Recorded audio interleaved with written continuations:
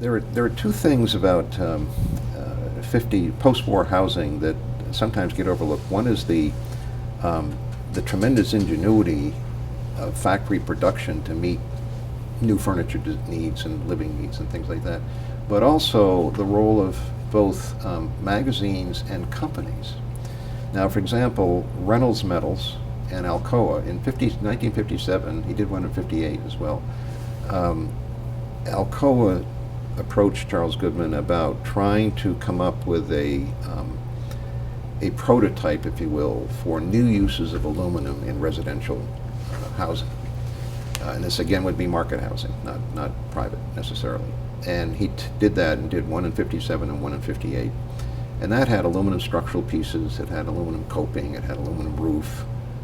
There were, I think, 17 of them built as kind of show houses in different states.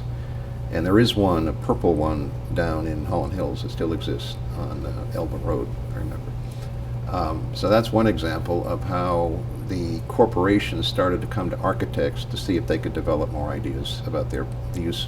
And we don't have that much anymore. The other one was Reynolds Metals.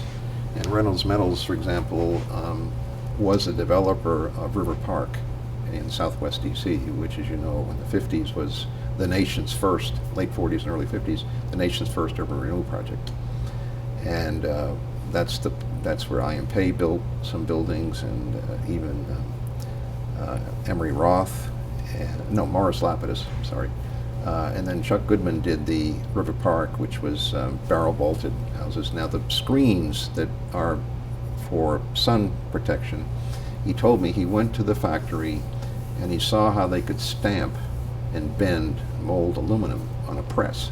And he came back, and if you look at them, they're kind of half circles that undulate with a section removed to create some beautiful shadow patterns, but actually to use aluminum in thin sheets and in fact the whole fronts of those townhouses, which are 2 and 3 stories high, it's all aluminum with infill panels.